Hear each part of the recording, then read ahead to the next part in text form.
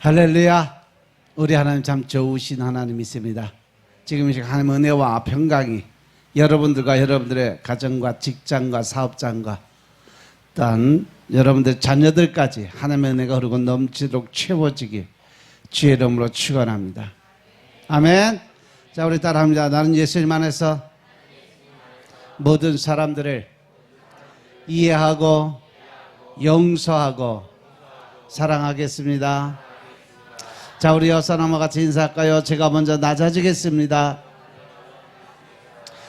제가 먼저 섬겨드리겠습니다. 할렐루야. 제가 먼저 사랑하겠습니다. 그래요. 지금 이 시간도 하나님께 영광 올려드리는 귀한 시간 되시길 주의 이름으로 축원합니다. 아멘. 오늘 시편 91편 1절부터 6절 말씀 가지고 지존자의 은밀한 곳에 거하는 자 하는 제목으로 말씀을 나누겠습니다. 자, 따라합니다. 지존자의 은밀한 곳에 거하는 자.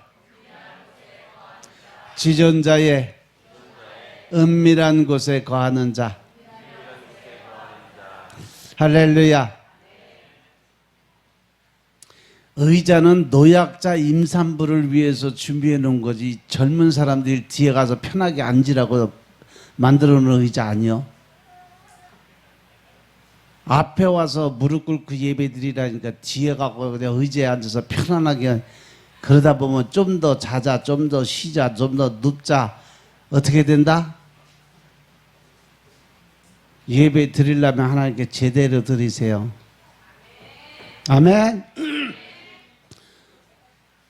젊으신 분들, 집사님들은 앞에 와서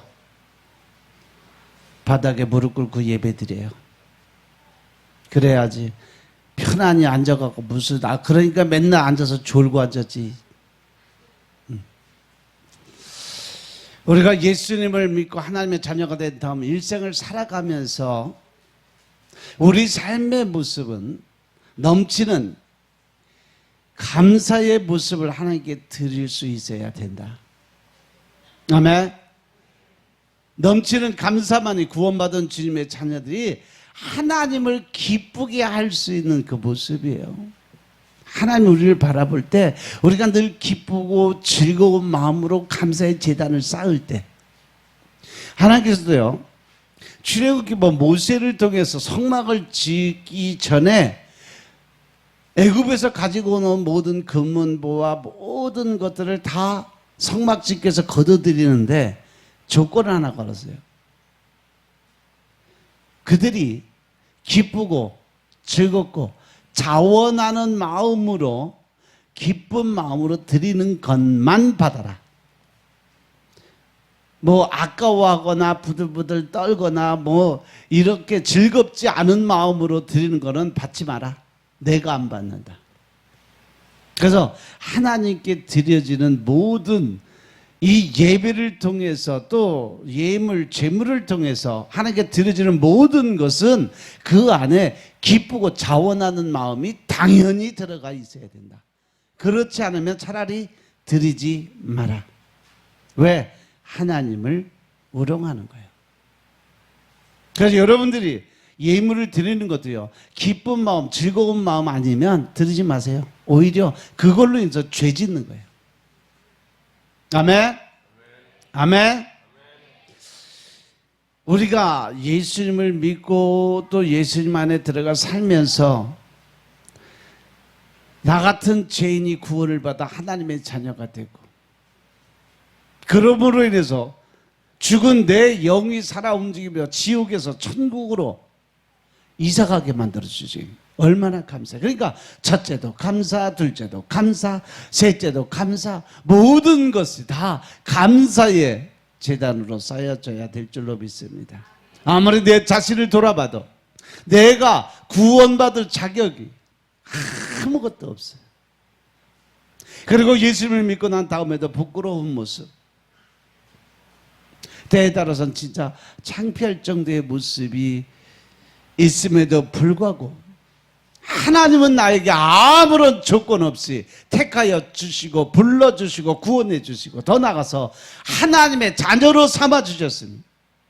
그저 우리는 주님 앞에 드릴 수 있는 것은 주님 감사합니다. 감사합니다. 이렇게 감사의 제사를 드릴 수밖에 더 있겠느냐는 거죠. 따라서 사랑하는 성도 여러분, 여러분들은 이제 매일 넘치는 감사의 삶을 사시길 주의 이름으로 축원합니다. 여러분들이 당한 조그만 어떤 어려운 일이나 조그만 문제를 가지고 원망하고 불평하고 남을 탓하고 하나님에 대한 대적의 마음 갖고 살지 말고 내게 주신 그 놀라운 은혜에 대해서 하나님 앞에 늘 감사의 제단을 쌓는 여러분들의 삶이 되시길 주님으로 축원합니다. 오늘 제가 예배 찬양을 들으면서 하나님이 참 찬양까지도 오늘 예배 찬양 주제가 뭐예요? 감사였어요. 근데 오늘 설교하고 예배 찬양하고 딱 맞아 떨어지더라고요. 그래서 우리가 감사드려야 될 제일 첫 번째 목적이 뭐냐? 우리를 돌보시는 하나님께 감사드려야 된다는 거죠. 아멘. 오늘 시편 91편 1절에 보니까 지존자의 은밀한 곳에 거하는 자는 전능하신 자의 그늘 아래 거하리로다. 전능하신 하나님의 그늘 아래 거하는 자. 이 말씀 보니까 지존자의 지극히 높으신 하나님의 그 은밀한 곳에 안전하게 거할 수 있고 그 전능자의 그늘 아래 거하는 사람은 참으로 복이 많다. 많은 복을 받는다라고 말씀하고 계세요. 이 세상은 우리가 살아가는데 참 어려운 문제, 고통, 또 때에 따라서는 괴로움, 또 우리 마음에 맞지 않는 여러 가지 갖가지 문제의 괴로움이 뒤덮여 있어요.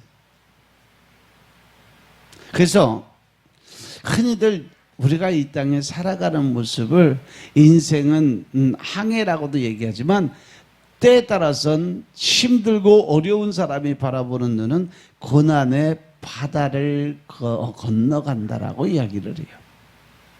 약간 원수마귀가 어떻게 하든지 우리를 넘어뜨리려, 우리를 파괴하고 우리를 절망케 하려고 여러 가지 문제와 어려움을 우리 안에 집어넣어줘서 힘들게 만들고 있어요.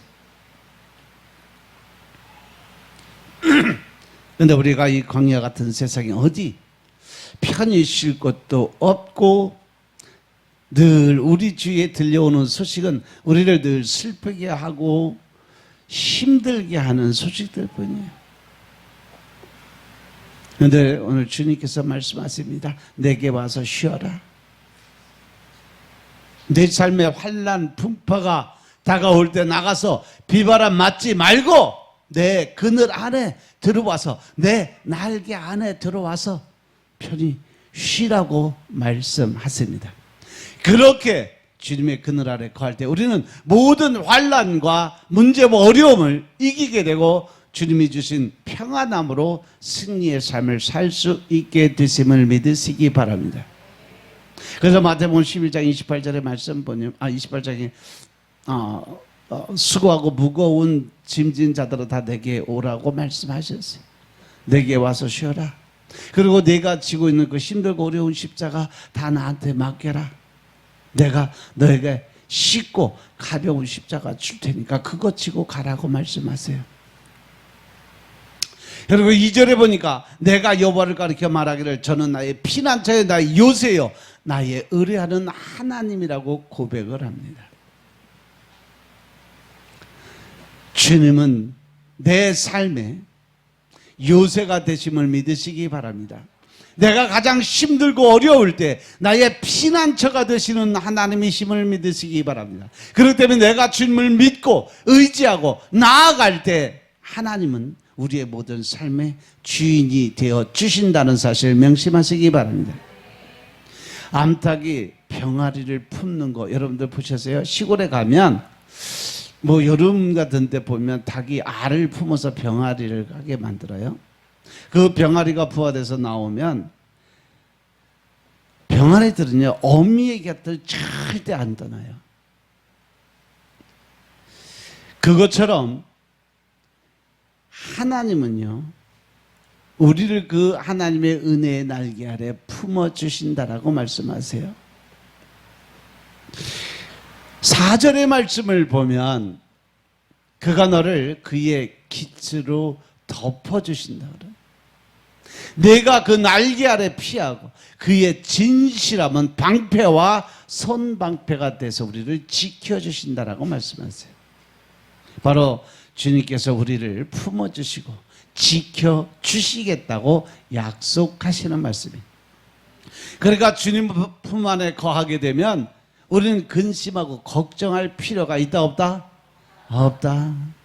근데 왜 우리는 근심하고 걱정을 해요? 하나님한테 맡기지 않으니까. 하나님의 품 안으로 들어가지 않고 내 방법, 내 뜻, 내 식대로 자기 의와 고집과 아집으로 살아가니까 문제가 되는 거예요. 시골 마당에 병아리가 삐약삐약거리고 어미닭과 늘 동행하고 같이 살다가 어느 순간에 공중에 매가 한 마리 나타나. 그러면 어미닭은 급하게 불러들입니다. 구구구구 하고 아주 위험 신호를 엄청나게 하고 날개를 쫙 펴요. 그럼 어떻게 돼? 병아리가 그 날개 안으로 싹 다 들어가요. 그러면 딱 접으면 병아리는 하나도 안 보여. 어미닭만 덩그러미 가운데 딱 남아요. 그때부터 어미닭은 자기 새끼들을 품고 그 매로부터 자기 새끼를 지키기 위해서 엄청나게 신경 써가면서 지키는 모습을 볼 수가 있어요. 이렇게 주님은 우리가 어떤 환난 풍파가 닥쳐와도 주님의 날개 아래 들어가기만 하면 하나님께서 우리에게 평안함을 주십니다. 안전함을 주십니다. 그래서 우리는 두려움, 그 근심, 걱정을 가질 필요가 없다는 것입니다. 아멘.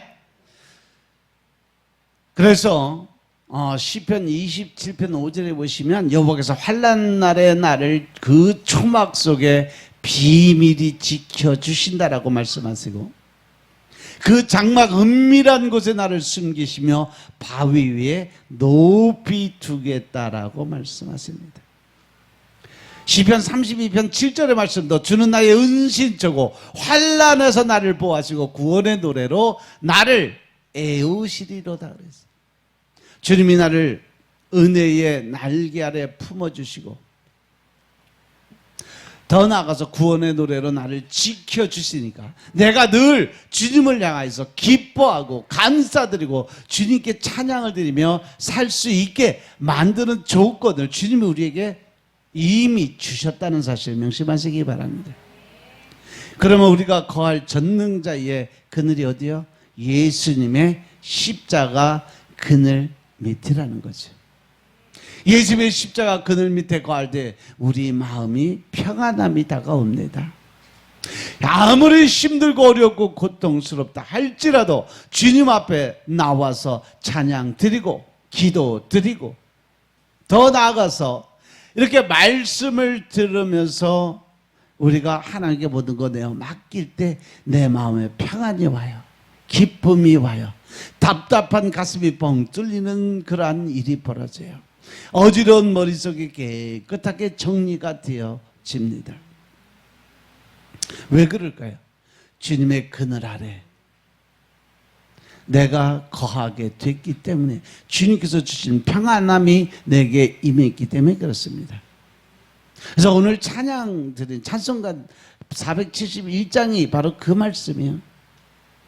십자가 그늘 밑에 나아가서 나 쉬기 원하네. 저 햇볕이 쬐고 또 짐이 무겁지만 이 광야 같은 세상에 늘 방황할 때에 주님의 십자가의 그늘 밑에 내 쉴 곳을 찾았네. 할렐루야. 바로 우리가 평안히 쉬고 즐겁게 살 수 있는 가장 기본적인 조건은 바로 주님의 품 안으로 들어가야 된다는 사실이죠. 아멘. 또 시편 91편 3절에 보면 이는 그가 너를 새 사냥꾼의 올무에서와 심한 연병에서, 즉 전염병에서 건져주신다는 약속을 하세요. 즉 하나님 안으로 우리가 들어가면 사단의 어떠한 계획에도 다 막아주세요. 어떠한 질병에서도 하나님이 다 지켜주시고 보호해 주신다는 사실 명심하시기 바랍니다. 사냥꾼이 새를 잡으려고 올무를 넣는 것이 바로 마귀 사단이 우리를 넘어들고 잡아뜨리려고 갖가지 흉계를 꾸미고 있는 사실이죠. 악한 원수 마귀가 우리를 어떻게 하든지 파괴시키고 무너뜨리고 넘어뜨리려고 함정을 파놓는 것을 말해요. 그러나 주님께서 함께 하시니까 그 모든 함정을, 모든 그들의 괴계를 뛰어넘게 해주시고 주님 안에서 승리하게 만들어 주신다는 것을 믿으시기 바랍니다. 아멘. 심한 전염병이 돌아서 많은 사람들이 병들어 죽어갈 때도 또 영적인 전염병이 우리에게 들어와서 우리를 무너뜨리고 아프게 할지라도 주님이 우리를 지키시고 보호하시고 더 나아가서 어려움을 이기게 만들어 주신다는 사실을 믿으시기 바랍니다. 우리 교회는 이번에 코로나를 통해서 참 많은 것을 얻었는데 하나님이 이미 예고를 해주셨어요.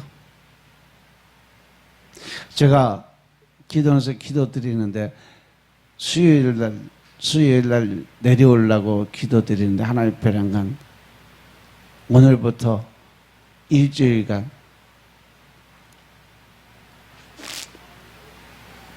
예배를 폐하라고 그랬어요. 그래서 내려와서 오늘부터 전적으로 예배 다 영상 예배로 인터넷 예배로 돌린다. 교회 모이지 마라. 저는 왜 그런지 몰라서요. 하나님이 시켰으니까 선포했고 여러분으로 순종했고, 근데 목요일부터 시작해서 코로나가 돌기 시작하더니 토요일까지 코로나가 처음부터 나서 교회 전체에 코로나 안 걸린 사람 이번에 4사람이네. 5사람. 5사람 빼고는 싹 다 돌았어요. 근데 감사드릴 것은 전체가 다 돌아온 그 주간에 하나님이 쉬라고 해서 쉬었더니 일주일 만에 딱 끝난 거죠. 그리고 그 다음 주 주일날 예배 드리니까 싹 다 끝나서 다 나오게 됐어요. 하나님은요, 이렇게 우리의 모든 것을 지켜주시는 하나님. 이 연병에서도 건져주시잖아요. 피할 길을 만들어 놓으시고 그 길을 열어주시잖아요. 우리가 순종을 하고 따라갔을 때 처음에 예배 폐한다고 그럴 때 나 엄청나게 말 많이 들었어요. 그런데 하나님이 그렇게 하래. 그러니까 따라오세요. 그리고 그냥 폐하고 그때부터 열흘간 예배를 영상으로만 드렸어요. 딱 열흘 지나니까 다 끝나서 그 다음 주에 딱 모이게 만들어주잖아요. 어떻게든 하나님의 말씀에 순종하고 따라가면 반드시 하나님은 하나님의 방법대로 일한다는 사실 명심하시기 바랍니다. 우리가 이 세상을 살다 보니까 마음의 전염병도 참 많이 들어와요. 다른 사람들을 통해서도 특히 여러분들이 사역하는 과정에 전위의 은사들을 받고 나면 그 사람들의 아픈 마음들, 슬픈 마음들, 고통스러운 마음들 그대로 나한테 넘어오면 그것 때문에 힘든 그러한 과정들을 거쳐가는 분들 많이 있어요. 때에 따라서는 절망의 전염병이 있고 원망과 불평의 전염병들이 있어요. 또 사람들을 미워하는 미움의 전염병이 있어요. 특별히 요즘에는 가장 많이 걸리는 게 무슨 병인지 아세요? 분노 조절 장애예요. 분노. 혈기의 병들이 아주 엄청나게 퍼져가요. 왜 그렇게 분노가 점점 성행을 하는지 몰라요. 어린 아이들서부터 시작해서 어른들까지 아주 분노가 가득 차 있어요.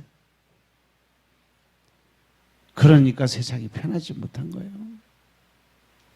그러나 예수님의 은혜의 그늘 아래로 들어오면 그 분노의 전염병도 사라진다는 사실을 믿으시기 바랍니다. 여러분들이 그 모든 것 주님께 맡기고 때에 따라서는 그냥 그러려니 그럴 수도 있고 저럴 수도 있지, 내가 이해하고 용서하는 마음을 가질 때 우리는 새로운 길을 바라볼 수 있음을 믿으시기 바랍니다.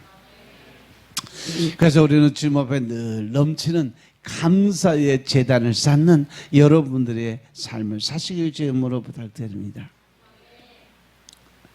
미국의 메이플라워를 타고 영국 플리머스를 떠나서 65일 만에 미국에 도착한 청교도들의 그 삶의 모습이 있어요. 그들은 신앙의 자유를 찾아서 미국으로 건너왔을 때 미국 동부 매사추세츠 플리머스 항구에 도착을 하게 됩니다. 우리나라 지도로 말하면 저 한 시너죠 평양 쪽에 그쪽 정도 되는 그러한 지역이에요. 그런데 그들이 도착한 데가 아주 늦가을, 추운 늦가을에 도착해서 형편과 사정이 안 좋음에도 불구하고 그들은 그곳에 도착하자마자 제일 먼저 한 일이 뭐냐? 성전을 지었어요. 아주 아름답게 교회를 지었어요. 그렇게 큰 교회는 아니지만 지금도 이 400년이 지난 지금도 그 교회가 아직 그곳에 남아있다는 사실이죠. 그럼 미국의 역사가 몇 년이요? 400년밖에 안 돼요. 우리나라는 몇 년 역사요? 5,000년 역사요. 잽이 안 돼요. 그런데 왜 우리나라는 아직도 헤매고 있고 왜 그들은 성장해서 경제의 강국이 될 수 있었을까? 그들이 도착해서 교회를 짓고 그의 겨울을 지나가게 되는데 한겨울을 지나면서 그들의 형편과 사정이 얼마나 안 좋았던지 거기에 절반 이상이 가족을 잃게 됩니다. 추위에, 풍토병에, 맹수의 습격에, 굶주림에 죽어갔다는 거죠. 그러나 그 이듬해 봄이 됐을 때 그들이 밭에 씨를 뿌리게 되었어요. 농사를 지어본 적이 없는 그들을 위해서 그것의 원주민들, 원래 미국 땅의 주인은 누구요? 인디언들이에요. 인디언이 그 땅의 주인이에요. 네. 미국의 역사들 보면 참 못된 대통령 엄청나게 많아요. 제일 첫 번째 조지 워싱턴이 인디언 학살 정책을 엄청나게 써서 인디언들이 엄청나게 죽었어요. 그때 당시에 처음 왔을 때 인디언들이 도와서 그들이 살 수 있었어요. 농사 짓는 법을 그들에게 배웠거든요. 그 착한 인디언들을 만나서 처음으로 농사를 짓게 되고 늦가을에 수확을 하고 나서 하나님 앞에 추수감사의 제단을 쌓아서 예배를 드렸던 그것이 바로 추수감사절의 절례예요. 그들이 처음으로 하나님을 만나고 그곳에서 감사의 첫 번째 수확물을 가지고 하나님께 올려드리고 예배를 드렸던 것이 바로 추수감사절의 절례입니다. 사실 감사보다는 하나님 앞에 원망과 불평을 쏟아낼 수도 있었다는 거죠. 왜? 현실을 바라보고 조건 따져보면 아니 내가 하나님을 만나기 위해서 하나님께 온전한 것 제대로 드려지기 위해서 이 새로운 신대륙을 찾아와서 하나님을 위해서 교회도 성전도 짓고 또 열심히 예배를 드리면서 살았는데 친구들이 다 죽었잖아.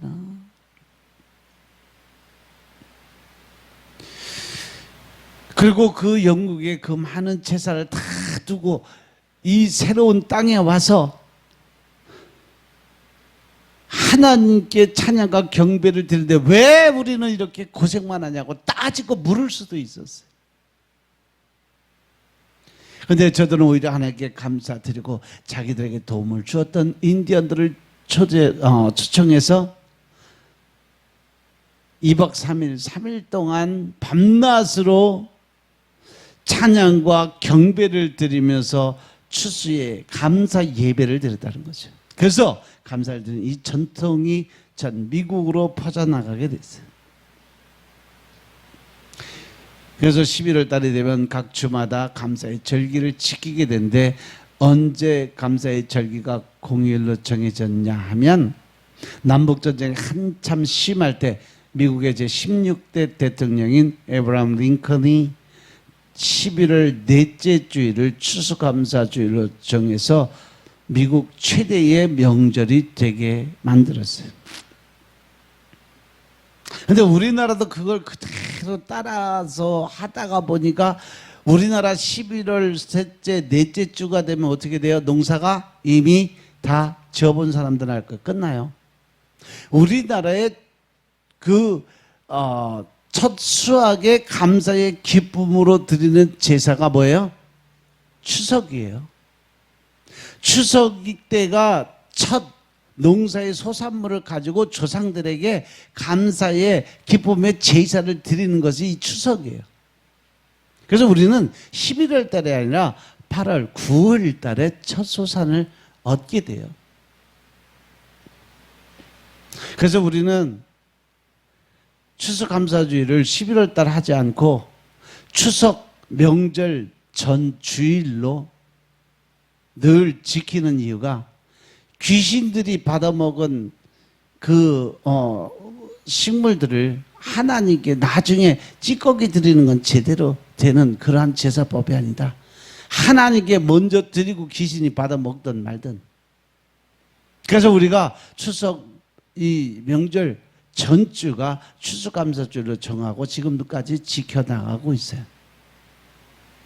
11월 중순에 오는 이 추수감사주일은요, 우리나라는 이 맨 마지막 이 맞이거리까지 다 끝나버려요. 그때 되면 밭에 들에 보면 아무것도 없어 빈 허 벌판이에요. 그때 무슨 추수감사요? 하나님은 우리에게 늘 하시는 말씀이 뭐예요? 세상에 첫 것은 다 내 것이니라. 첫 열매는 하나님께 드려져야 되는 것이 당연한 것입니다. 아멘 합시다. 다 혼이 빠졌나? 그래서 우리 교회 추수감사주일은 추석 명절 바로 전주일 하나님께 먼저 드리는 삶을, 그래서 하나님께 온전하게 먼저 이 세상의 첫 것을 하나님께 드릴 수 있는 준비된 자들이 되어야 된다. 아멘. 따라서 우리도 늘 어떠한 환경과 조건이 온다 할지라도 우리는 고난 중에 감사드릴 준비를 항상 하고 있어야 된다. 어떠한 어려운 일이 있더라도 하나님께 감사드릴 준비를 항상 되어 있어야 된다. 여러분들 기쁘고 즐거울 때만 드리는 것이 아니라 여러분들 문제가 많을 때도 감사드리세요. 왠지 아세요? 하나님께서 우리에게 문제를 많이 주신다는 이야기는 그만큼 우리에게 주실 복이 많다라는 거예요. 그 문제 자체가 내게 주시는 시험이고 연단이고 관문이에요. 이 고난의 뒤에는 반드시 뭐가 온다? 축복의 문이 열린다는 거죠. 할렐루야. 따라서 우리가 문제가 많을 때 감사드릴 수 있는 조건은 그 뒤에 반드시 하나님의 예비하고 준비하신 축복의 통로가 있기 때문인 것임을 믿으시기 바랍니다. 하나님은 우리가 믿는 대로 내 믿음대로 될지어다. 늘 선포하고 계신다는 사실 명심하시기 바랍니다. 그래서 우리가 늘 감사의 제단을 쌓을 때 복의 복을 더해 주신다는 사실 명심하시기 바랍니다. 우리는 늘 주님께 감사드리세요. 하나님 우리에게 넘치는 감사의 축복을 허락해 주옵소서. 늘 여러분들 감사드리는 삶을 사시기 주님으로 부탁드립니다. 미국이 세계 최강국의 그 자리에 올라갈 수 있는 배경을 보면 그들이 늘 감사의 제사를 드렸기 때문이에요.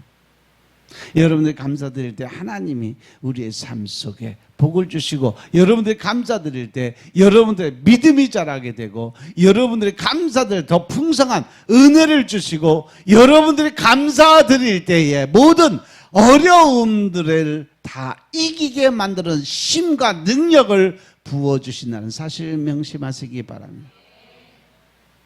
그래서 우리가 주님, 제가 이 땅에 살아가면서 늘 감사의 삶이 흐르고 넘치도록 채워지게 주여 축복하옵소서. 힘들어도 감사드리고, 아무리 답답한 일이 생긴다 할지라도 감사드리고, 더 나아가서 괴로운 거, 아프고 슬프고 고난 중에도 감사드릴 수 있는 여러분의 삶이 되시길 주 여러분 축원합니다. 어떤 어려움이 다가와도 감사의 제사로 나아가게 하옵소서. 늘 이렇게 주님께 기도드리며 감사의 제단을 쌓는 여러분들의 삶이 되시길 주 여러분 축원드립니다. 두 번째로 우리가 감사드려야 될 제목이 뭐냐? 유일한 감사와 사랑의 대상이 바로 주님이 되어야 된다는 거죠. 우리는 유일한 감사와 사랑의 대상이 되신 하나님이 모든 것을 주신 것에 대해서 감사드리는 마음을 갖고 살아야 된다. 시편 91편 14절을 보니까 하나님이 말씀을 하십니다. 그가 나를 사랑한 즉 내가 그를 건지리라. 저가 내 이름을 안 즉 내가 저를 높여주겠다고 약속하십니다. 여러분들 기도 드릴 때요, 바로 이런 말씀 붙들고 기도 드리세요. 하나님이 해주신다 약속하신 말씀 붙들고 기도 드리면 하나님은 절대 실수하지 않을 거짓이 없는 분이시니까 말씀하신 것은 반드시 지켜주신다는 사실 명심하시기 바랍니다. 그래서 우리에게 하나님을 주신 것이 얼마나 감사할지 몰라요. 그 주님의 그늘 아래 거할 때 우리가 풍성한 은혜를 얻게 되는데, 더 나아가서 우리가 주님의 그늘 아래 거하면서 주님을 뜨겁게 사랑할 수 있는 마음의 준비는 되어 있어야 된다. 아멘. 이 사랑한다는 말은 가까이 붙어있는 의미를 가지고 있어요. 가까이 있으면서 옆에 붙어있는 사이, 그 관계가 사랑하는 사이예요. 그래서 사랑하는 사람들은요 늘 옆에 붙어 있으려고 그래요. 떨어져 있으려고 안 그래요. 특히 신혼부부들 보면 밤낮 붙어 살아요. 예배 시간에도 보면 둘이 앉아서 소닥소닥 그냥 어떻게라도 손이라도 한 번 더 잡아갖고 그냥 주물러 터뜨리려고. 그지? 옛날에 그래서 누구도 신혼부부 때 여기서 보면 아주 둘이 붙어갖고 어쩔 줄을 몰라 저 뒤에 앉아가지고 그냥 잠깐만 헤어져서도 바로 뭐해? 문자 날리는 거지. 그냥 어디 있어? 뭐해? 뭐 어디 뭐 하고 있어? 뭐 별. 사람들 사이도 이런데 우리가 진짜 예수님을 사랑한다고 한다면 우리는 예수님하고 어떻게 하고 있어야 되나? 바로 그렇게 예수님과 늘 교제가 이루어져야 돼. 늘 가까이 옆에 붙어 있어야 돼요. 근데 그렇게 하지 못하는 이유가 뭐예요? 말로만 사랑하기 때문에 너무나 가깝게 지내지 않으려는 그것이 문제예요. 오히려 말로는 사랑한다고 그러고 진짜 하나님이 내 마음에 성령님이 내 안에서 감동해서 뭔가 하려고 하더만 부담 가는 거야. 왜? 하나님 나한테 늘 할 수 없는 일을 하라고 명령하시니까. 그러니까 자꾸 한쪽으로는 도망가고 말로는 사랑한다고 얘기하고.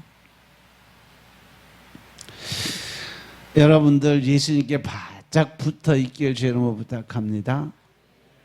요한복음 15장 5절에 보면 나는 포도나무 너희는 가지다. 그러니까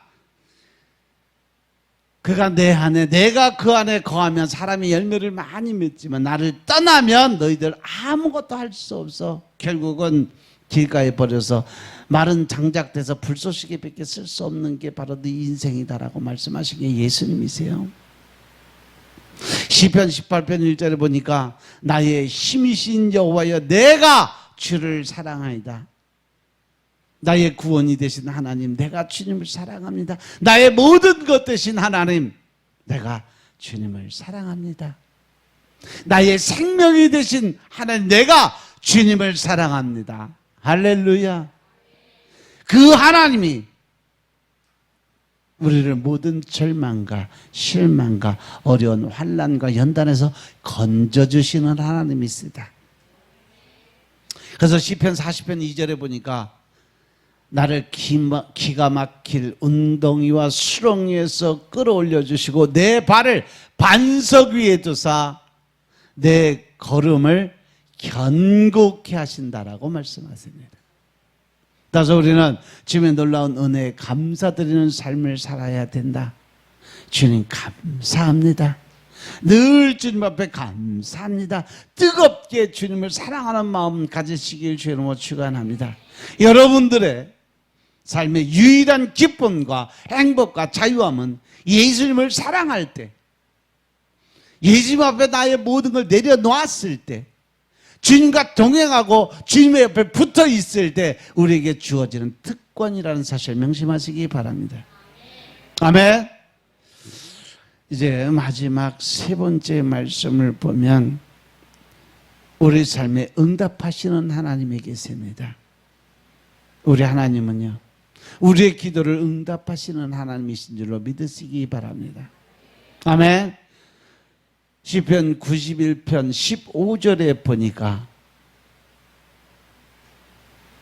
저가 내게 간구하리니 내가 응답하겠다라고 말씀하십니다.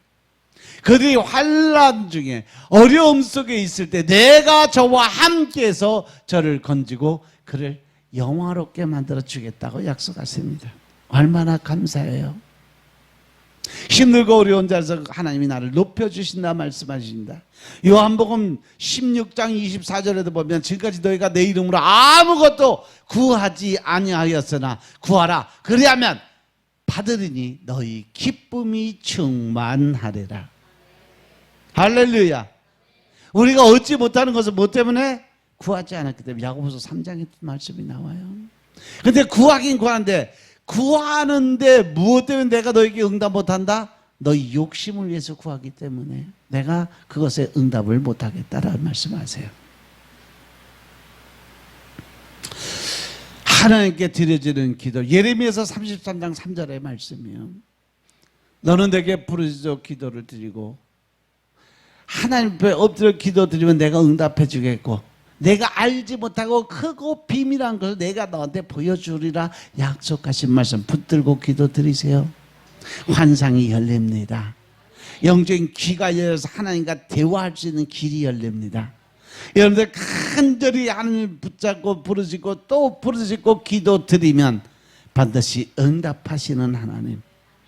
아멘. 그래서 요한복음 14장 14절에 보면 내 이름으로 무엇이든지 구하든지 내가 시행해 주겠다 약속하세요. 요한복음 14장 12절에 그 말씀처럼 나를 믿는 자는 저가 내가 한 일도 다 하지만 나보다 더 큰 일도 하겠다고 약속을 해주세요. 그 안에서 내 이름으로 구하는 모든 것 너희들이 구하면 내가 시행해 주겠다 약속하신 것이 14절의 말씀이에요. 프레드릭 하워드 테일러가 지은 성령을 품은 사람이라는 책이 있어요. 이것이 중국 선교사 아버지인 허드슨 테일러에 대해서 쓴 책이에요.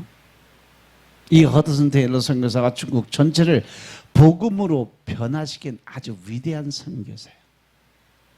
그 허드슨 테일러 선교사 하나님 앞에 늘 이런 기도를 드렸다고 그래요. 주님 제게 저 죽어가는 1억 5천만의 영혼을 제게 주옵소서. 늘 이렇게 기도를 드렸어요. 이들을 구원을 위해서 내 목숨을 바치게 하옵소서. 선교는 순교입니다. 선교의 사명 갖고 순교의 각오가 없으면 결코 선교사의 사명 감당할 수가 없어요. 그는 그 불쌍한 영혼들을 위해서 자기의 목숨을 걸어놓고 주님께 기도를 드렸어요. 그렇게 기도를 드리니까 하나님의 허드슨 테일러 선교사와 함께 하셔서 온 중국을 변화시키는데 크게 일조가 됐어요. 그런데 문제가 생겨요. 중국하고 영국하고 문제가 생겨요. 그래서 영국 선교부에서 이제 일반 사람들에게 복음을 전하지 마라. 자꾸 나라 간에 문제가 생기고 충돌이 생기니까 그냥 도시 그 네가 있는 그 자리에서만 선교 사역하고 이제 더 이상 퍼뜨리지 마라. 그래서 그 전도를 못하게 제한적 선교를 하게 만들었어요. 그런데도 불구하고 이 허드슨 테일러 선교사는 선교 열정에 그저 앞으로 계속 나가서 선교를 하게 됩니다. 그러다 보니까 선교비가 다 끊어지고 먹고 사는 문제까지도 힘들게 됐어요. 그런데 그곳에 한 통의 편지가 날라옵니다. 허드슨 테일러 목사님 앞으로 나온 편지에 2달 전에 영국령이 선포되기 이전에 보낸 편지가 2달 동안 정체되어 있다가 가장 힘들고 어려울 때 편지가 와서 그곳에는 선교비가 같이 동봉이 되어 있었어요. 힘들고 어렵다고 지금 기도를 드렸는데 하나님은 이미 2달 전에 그를 위해 준비해 놓았던 예물을 보내주신 거죠. 사랑하는 선교사님, 선교 사역이 더 확장이 될 수 있도록 이제 800파운드를 보냅니다. 부디 지금까지 복음이 전해지지 않는 새로운 백성들을 기억해 주세요 라고 내용을 적어서 보낸 선교 헌금이었어요. 이사야서 65장 24절에 보면 뭐라고 기록되어 있냐면 그들이 부르기 전에 내가 응답하겠고 그들이 말을 마치기 전에 내가 들을 것이며. 할렐루야. 하나님이요, 우리가 생각만 해도 이미 그 소리를 듣는 하나님이신 줄로 믿으시기 바랍니다. 아멘. 여러분들 체험하신 분들은 알 거예요. 내가 말로 선포도 안 하고 머릿속에서 이거 해야 되는데 이게 이렇게 돼야 되겠다, 아니면 뭐가 먹고 싶다 생각만 했는데 만난 사람이 그것도 사주고 또 어떤 사람이 선물로 그것도 주고. 저는 체험 많이 했어요. 그래서 말하는 혀의 권세, 이 권세가 있어서 가능하면 여러분들한테 안 좋은 소리를 안 해. 왜? 그래도 될까 봐. 근데 여러분들 믿음 안에서 하나님은요, 성령님이 내 안에 계시니까 그 하나님이 내가 마음먹은 모든 것을 이미 알고 계신다는 사실 명심하시기 바랍니다. 생각만 해도 그래서 그 일이 이루어질 수 있다는 거죠. 그리고 여러분들 감사드리시기 바랍니다. 힘들어도 문제가 생겨도 몸이 아파도 옆에 사람이 누가 속을 새기고 뭐 판단하고 비판하고 정죄하고 아무리 지랄해도 그냥 주님께 감사드리세요. 여러분들 매일 예배 드릴 때 고백 드리는 것처럼 이해하고 용서하고 사랑해 주세요. 그것이 바로 내가 낮아지는 모습이고 섬기는 모습이고 예수 그리스도의 긍휼의 사랑을 전하는 방법인 것임을 깨달으시기 바랍니다. 감사로 제사를 드리는 자가 나를 영화롭게 하나니 그의 행위를 옳게 하는 자에게 내가 하나님의 구원을 보이겠다 약속하신 하나님의 말씀을 믿으시기 바랍니다. 사실 우리는 매일 1년 365일 매일매일 감사가 충만한 날들이 되어야 돼요. 나 같은 죄인 구원해 주셔서 전능자의 그늘 아래 있게 하시니 얼마나 감사해요. 주님이 나와 함께 하시니까 우리의 모든 것을 들어서 미리 준비하고 예비하신 하나님이 동행하시니 얼마나 감사해요.